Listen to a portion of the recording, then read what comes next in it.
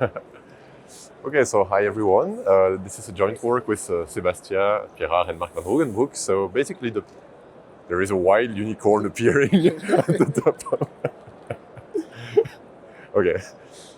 Okay, so this is joint work with Sébastien and Marc, and the question basically is, what is the optimal ranking score between precision and recall? So basically in machine learning, computer vision, there are a lot of tasks that are evaluated with confusion matrices because it's a binary classification, something like that. And then people want to compute precision or recall to rank the methods. And sometimes people want a trade-off between precision and recall, so they use, for example, the F1 score.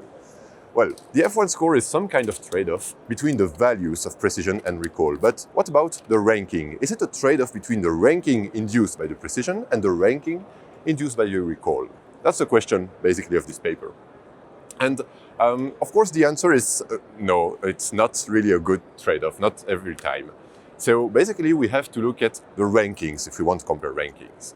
And the rankings, they can be sorted somehow by the F beta score. So the precision corresponds to the F0 score, and the recall corresponds to F infinity score somehow. And there is the F1 score somewhere in between.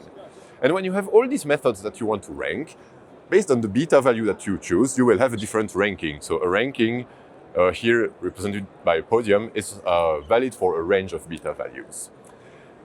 So now the problem becomes, okay, but how do we go from one ranking to the next? And for that, we compute what we call the Kendall distance. The Kendall distance basically says that two rankings are 1 unit apart when two rankings have only one swap between two adjacent methods.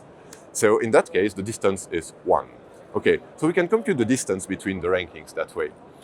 And we proved that when we want to find the best trade-off between precision and recall, basically, we can look in the F beta family because they form a geodesic, a shortest path between the rankings, between precision and recall, based on that Kendall distance.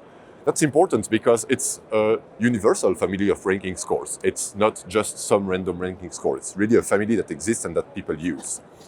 Okay, so now it's becoming easy to solve the problem because we have the distance somehow.